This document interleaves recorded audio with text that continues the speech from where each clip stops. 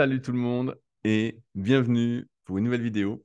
Aujourd'hui, on va parler de l'impossibilité de prendre des pectoraux. En fait, ce n'est pas le cas, mais on a eu encore une fois un super exemple avec des photos, des vidéos d'exécution de DZ Columbia sur les forums Superphysique qui montrent plein de choses qui peuvent, je pense, vous servir, du moins avec ce que je vais essayer de vous apporter, même si ça a été répondu sur le forum excellemment par Arnaud. Arnaud V, je crois. J'ai plus son pseudo en tête, mais bref, on va le revoir quand je vais partager. Mais bref, c'est hyper intéressant. Il pense que c'est impossible de prendre des pecs. On voit qu'il n'est pas fait pour. Et vous allez voir, en fait, qu'il peut faire quelque chose. Du moins, je pense qu'il peut faire quelque chose.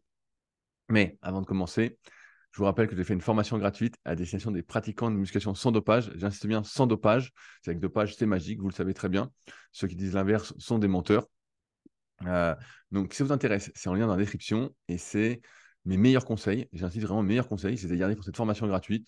Vous n'allez pas les retrouver ailleurs. C'est des choses plutôt personnelles en plus sur lesquelles j'ai pas envie de m'étaler sur le net, du moins sur les réseaux sociaux, que ce soit YouTube, Instagram et compagnie. Donc voilà, si ça vous intéresse, c'est en lien dans la description. Ça vous évitera de perdre du temps comme vous l'avez perdu. Ça réduira votre risque de blessure énormément et vous progresserez donc beaucoup mieux.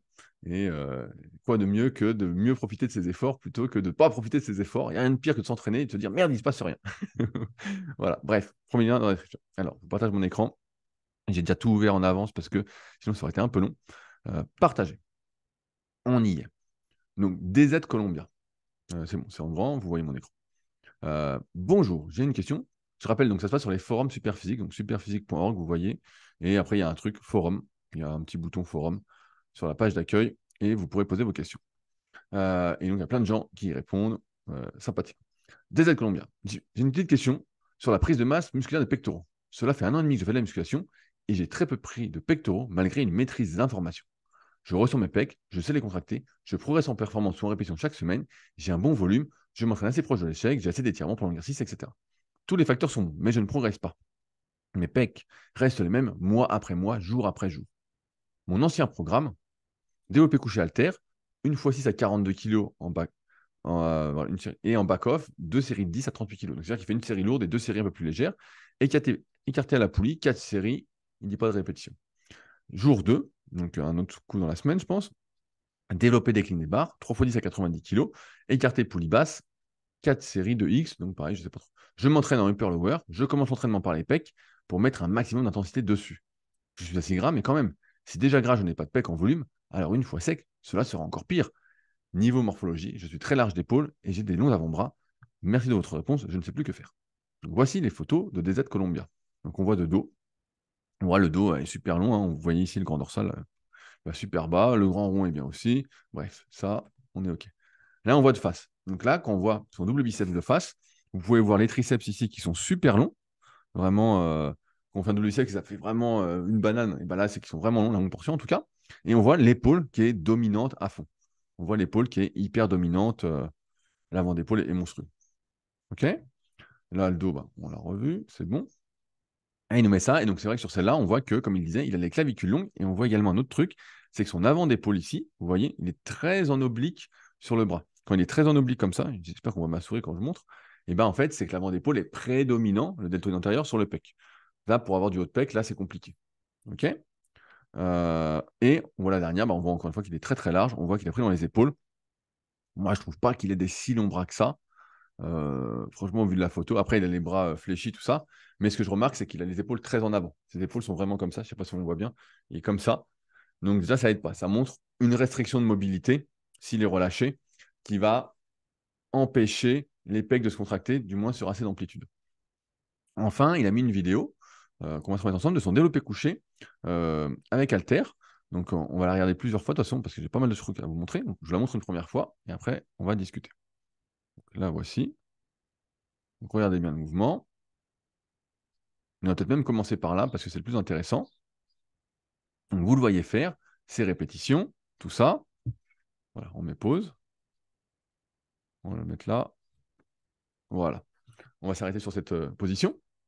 Donc là, quand il fait son coucher avec haltère, tout à l'heure, il disait, dans les commentaires, il disait, bah ouais, quand je fais le coucher, quand je fais mes exercices, j'utilise bien mes pecs, je sens bien les pecs, tout ça. Moi, la première chose que je vois avec les photos et cette vidéo, c'est qu'il fait tout sauf les pecs sur l'exercice en question. Pourquoi? Premièrement, regardez les coudes ici. on a dit qu'il avait les épaules un peu comme ça, donc légèrement devant, il manquait de mobilité, il n'était pas comme ça. C'est-à-dire que quand on a l'épaule devant, vous pouvez faire le test aussi. Vous mettez l'épaule devant et vous mettez votre bras devant. Et vous allez voir que quand vous descendez, l'épaule ici s'étire tout de suite. Donc, au lieu d'être, je rappelle que quand on fait un exercice polyarticulaire notamment, et même d'isolation, il y a toujours une compétition de recrutement entre les différents muscles qui participent. C'est jamais je fais du développé, c'est 100% pec. En fait, c'est, là j'ai caricaturé, je vais simplifier, c'est un pourcentage d'épaule, un pourcentage de pec et un pourcentage de triceps. Or, si j'ai les épaules en avant, je manque de mobilité, je suis comme ça, et dès que je descends, bah forcément ça étire, et qu'en plus j'ai le coude très ouvert ici, ah forcément, mon épaule, son avant d'épaule, moi je pense qu'il fait au moins 50-60% de l'exercice. Il pousse beaucoup avec ça. Ok. Ensuite, on a vu qu'il était fait pour les triceps, donc dès qu'il va tendre, bah forcément, c'est triceps. Et là, on voit, si je remets, on peut voir qu'il tend bien à chaque fois. Ah, il fait plusieurs séries de reps. Il force, il force, il force. On voit que là, quand il force, bah là c'était flagrant. Flagrant. Quand il force, on voit qu'il pousse tout avec le triceps. On voit que là, justement, il n'arrive plus à rester dans la position. Là, on voit que ça fait le pec. Lui, il est comme ça. Il fait ça. Donc là, on voit mon pec se contracte plus, hein, c'est facile. Si je fais ça, tout de suite, le pec se contracte. Donc rien que sur la position, je vais nous remettre ici. Je vais nous remettre une photo où on le voit bien. Voilà, celle-là, elle me plaisait bien. Voilà. Donc dès qu'il va forcer, dès qu'il va pousser et dès qu'il fait son exercice, vu sa technique, il fait tout avec les épaules et les triceps. Ses pecs, on ne voit même pas qu'il se contracte sur la vidéo. Par contre, on voit bien les épaules présentes et on voit les triceps dès qu'il force. Donc, premièrement, il faut modifier sa technique d'exécution. Comment on réduit l'intervention des épaules quand on est fait pour les épaules au détriment des pecs et en plus pour les triceps. Le saut de coucher haltère est une très bonne idée, sauf que pour réduire l'intervention des pecs, des épaules, pardon, il faut se mettre en semi-pronation. Donc ma main, au lieu qu'elle soit comme ça, on va tourner légèrement. OK? Et ça, vous allez voir, si vous le faites, en descendant, l'épaule s'étire tout de suite, beaucoup moins quand vous descendez. Donc vous avez beaucoup plus d'amplitude sur la phase négative où les pecs vont plus intervenir. Ça ne veut pas dire que l'avant d'épaule ne va pas intervenir parce que vous êtes fait pour, mais au lieu d'être comme ça, vous tournez légèrement. Et vous allez voir que là, tout de suite, vous êtes beaucoup plus en pec qu'en épaule. Vous pouvez faire le test, hein, vous faites ça, et vous faites ça, et vous allez dire, ah ouais, putain, ça se contracte différemment. C'est la première chose. Donc, il a les coudes beaucoup trop ouverts par rapport à sa morphoanatomie. La deuxième chose, c'est que quand il force, on voit que le but quand on fait de la musculation pour prendre du muscle, c'est de forcer avec les bons muscles. Ça n'a pas de sens de rajouter une répétition si celle-ci est faite avec d'autres muscles. S'il y a un transfert de recrutement musculaire vers d'autres muscles. Bien sûr, il faut forcer. Bien sûr, voilà, il disait, voilà, je suis proche de l'échec, je force bien, tout ça. Mais si tu forces avec les mauvais muscles, ça n'a pas de sens.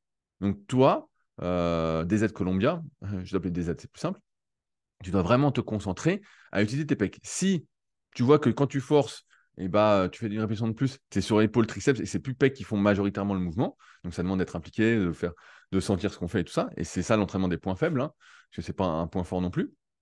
À partir de là, tu dois t'arrêter bien avant de forcer aux yeux de tous. Tu dois forcer avec tes pecs. Et si tu forces pas avec tes pecs, tu poses des haltères, tu fais des répétitions qui servent à rien, qui vont entretenir, entre guillemets, un mauvais schéma moteur. Ton schéma moteur qui est ta facilité à recruter certains muscles au détriment de d'autres ou au profit d'autres.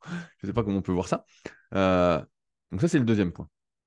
Le troisième point, ta posture ne va pas. On voit sur cette photo, c'est pour ça que je l'ai laissé, tu as les épaules comme ça.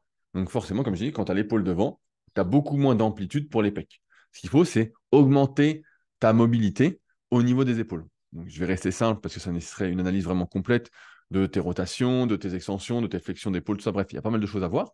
On ne peut pas le faire comme ça. Il faudrait que je te teste. Mais là, dans ce que je vois, ce que tu fais, on reprend ton programme. Donc, et je vais revenir après de manière un peu plus complète. Tu fais juste un développé, un écarté à la poulie. Moi, ce que je pense, c'est que rien que en termes d'échauffement, donc l'exercice de mobilité pour accroître sa souplesse, sa capacité à être bien, c'est des choses qui sont en échauffement. Donc, en échauffement, il ne faut pas que tu hésites à faire des exercices comme du pullover, des écartés couchés avec haltère, vraiment des choses pour aller très très loin derrière. Tu mets, je dis une connerie, tu prends des haltères de 4 kg et tu vas très loin, tu vas tout doucement, même 2 kg, et tu fais des écartés tout doucement pour vraiment gagner en souplesse. De même que tu fais du pullover pour gagner en extension thoracique. Alors, tu fais attention sur le pullover de bien garder les abdominaux serrés, de ne pas accentuer ta cambrure quand tu descends pour vraiment gagner en extension thoracique. Et en même temps, ça va assouplir ton grand dorsal qui, je le rappelle, malheureusement, est rotateur interne de l'épaule. Donc, si il est très renforcé et pas souvent étiré, bah, pareil, il amène l'épaule devant. Et donc là, tu es fourré. Donc ça, rien que ces deux exercices-là, ça va te faire du bien. Et après, pour tenir cette position, il faut que tu aies plus de trapèze moyen et inférieur, derrière d'épaule. Et ça, c'est tout ce qui est exercice de rowing, exercice d'oiseau. Ça, il n'y a pas de souci. Je pense que tu t'en sors plutôt bien. Mais là, on voit que ce manque, donc tu as trois facteurs qui ne vont pas. Tu as technique d'exécution, la posture et ce manque, entre guillemets, de souplesse, mobilité qui font que ça va prendre. Maintenant, en les faisant à l'échauffement, donc si tu fais 2 fois par semaine, ça va venir assez vite. Surtout que tu as l'air assez jeune. Je ne sais pas quel âge tu as, mais tu as l'air assez jeune. Troisième point, ou quatrième, je ne sais plus, je m'y perds, c'est ton programme. Je le répète régulièrement ces dernières années, on a tendance à sous-estimer le volume nécessaire pour vraiment prendre du muscle. Là, tu t'entraînes, comme je disais dans la précédente vidéo de la semaine dernière, en upper lower, qui est une manière de s'entraîner par défaut. Un truc un peu débutant, tu dis, ah tiens, c'est bien, c'est facile, je fais upper lower, c'est super et tout, mais ça limite fortement le volume d'entraînement que tu peux faire pour chaque muscle. Ou alors, il faut sacrifier des muscles. Hors de mon expérience, faire 7 séries pour les pectoraux, et encore là, on voit que ce n'est pas pour les pectoraux vu ce que tu fais, c'est plus pour les épaules triceps, c'est pas suffisant. C'est pas suffisant, surtout vu l'intensité que tu y mets. On voit, j'ai vu la série que tu as fait, c'était je crois 38 kg, série 10 à 38 kg sur la vidéo qu'on a regardée. C'est pas assez. L'intensité n'est pas assez élevée pour que tu n'aies besoin que de faire ça. Et en plus, en même temps, ça fait qu'1 an et demi que tu t'entraînes, donc c'est normal. Moi, je serais toi, je passerais là par une phase. Comme c'est un point faible en plus, je rappelle, on va taper point faible, musculation. Normalement, il y a un super article qui va sortir. Voilà. Encore une fois, il y a tout sur ce site. Voilà. Si on voit, donc il y a un super article. Qu'est-ce qu'un point faible? On vous explique tout. Bref, j'ai la connexion qui a l'air de merder un peu. Parce qu'il y a trop de choses qui sont ouvertes. Ça ne veut pas. Bon, bref, ça ne veut pas. Voilà, bref, et je referme ça comme ça, c'est bon. Mais sur un point faible, ce qui est important aussi, quand on n'est pas fait justement pour les pecs ou pour n'importe quel muscle, c'est d'apprendre à notre système nerveux où se trouve le muscle en question. Donc, où il se trouve, et pour ça, ça passe par la répétition. L'excellence, c'est la répétition. Donc, tu dois faire du volume, du volume. Tu dois apprendre à contracter tes pecs, du volume, du volume, du volume. Et en faisant 2 exercices, même si tu fais 2 fois par semaine, ce n'est pas suffisant. Il faut que tu en bouffes, tu en bouffes. Ce sera un point fort, je dirais que ça peut largement suffire, surtout si tu forces de plus en plus, voilà, tes poids montent, tout ça. Mais là, il faut que tu passes par plus de volume. Ça nécessite, pour moi, au moins 3 exos pour les pecs, bien pour les pecs et avec les pecs, à chaque séance. Si ce n'est pas 4, tu vois, si ce n'est pas 4. Donc avec 2 développés à chaque fois, quitte à mettre mon nom sur le deuxième, forcément, c'est la notion de perte tolérable que je développe dans le tome 3 de la méthode super physique. C'est pas grave. Des écartés, du pullover, peut-être même des pompes partielles. Bref, il faudrait tester. Mais il faut que tu en fasses plus. Il faut que tu en fasses plus parce que là, c'est sûr que ce n'est pas assez. Et que, vu qu'en plus, là, tu les aides de la mauvaise façon, tu as renforcé ton recrutement des épaules et triceps. Plus tu fais quelque chose de la mauvaise façon, et je dis mauvaise façon, c'est pas vraiment la mauvaise façon, mais je pense qu'on se comprend, bah, plus ça entretient ce schéma moteur-là, ce recrutement musculaire. Donc là, il faut que tu fasses beaucoup plus de volume. C'est pas assez. Et c'est pour ça que je reviens à cette histoire de upper-lower. C'est un programme par défaut. Je pense que là, il est temps pour toi. On voit les photos de faire ton analyse morpho, et tu l'as déjà un peu fait, hein. Voilà, tu es très large d'épaule, tu dis que tu as les avant-bras longs, donc il faudrait voir bras tendus, parce que là, on ne voit pas trop. J'ai du mal à juger en tout cas. On voit que l'avant d'épaule, en tout cas, les triceps sont avantageux, donc il faut que tu mettes l'accent sur les pecs avec des séances peut-être passées. Voilà, vu que les bras, les triceps sont un point fort, un push, ça passerait. Par contre, les biceps, c'est un point faible. On voit qu'ils sont courts. On voit sur, je crois, la deuxième photo, on voit que les biceps, voilà, les biceps, ils sont méga courts. Donc, un push-pull leg, ça n'irait pas si vous voulez un autre programme par défaut. Mais on peut imaginer que tu fasses 2 fois les pecs dans la semaine, comme tu fais là, peut-être qu'une fois le dos, parce que le dos, ça a l'air d'aller. Et quand tu fais 2 fois les pecs, bah, un coup, tu fais triceps, un coup, tu fais biceps. Et voilà. Et les épaules, surtout, et c'est le conseil aussi, c'est quand on manque d'un muscle et qu'on est vraiment intéressé par prendre de ce muscle, il faut réduire le travail des muscles agonistes, c'est-à-dire qui participent aux mêmes exercices pour éviter, entre guillemets, que ceci se renforce. Plus je le renforce, encore une fois, plus je le renforce et plus mon corps va l'utiliser facilement. Donc là, tout ce qui est développé épaule, par exemple, ça, moi, j'en ferai pas du tout. Élévation frontale, j'en ferai pas du tout. Si vraiment les pecs, c'est ton objectif, euh, il faut qu'en plus, tu apprennes à ton corps à réorganiser sa manière de fonctionner quand il fait des développés. Et donc, ça consiste à faire plus de volume et réduire le travail des agonistes. Donc, c'est pour ça que tu dois aussi, comme je disais à Orion la semaine dernière, faire une répartition d'entraînement qui est vraiment personnalisée à toi avec les bons exercices aux bonnes amplitudes et là, vraiment plus de volume. Et il y a un autre point que je voulais voir. Moi, quand je vois cette photo, parce que tu dis à un moment, je suis assez gras, mais quand même, si déjà gras, je n'ai pas de pec, alors une fois sec, ce sera encore pire. Et bien, en fait, ce que j'ai pu remarquer, de mon expérience, je me mets ici, c'est que quand tu es gras, souvent les pecs sont masqués. En fait, ils sont masqués par le gras. Donc en t-shirt, ça fait balèze et tout, mais quand tu sèches, en fait, bah, ils apparaissent beaucoup plus facilement. Bon, là, après, moi, quand je vois les photos, j'ai l'impression que tu as une gynécomastie. Donc, gynécomastie, c'est la glande qui s'hypertrophie. C'est courant chez plusieurs personnes, donc souvent les adolescents qui font des poussées d'hormones. Chez les pratiquants qui sont dopés et qui font, entre guillemets, qui convertissent malheureusement ou heureusement, je ne sais pas, parce qu'il faut bien des effets secondaires si on joue avec le feu, la testostérone plus facilement en oestrogène, donc via l'enzyme aromatase. Donc souvent, ils prennent des anti-aromatases en espérant que ça marche. Et puis, chez les personnes aussi qui sont un peu grasses. Quand tu fais du gras, je l'ai souvent répété, plus tu es gras, plus tu fais facilement du gras.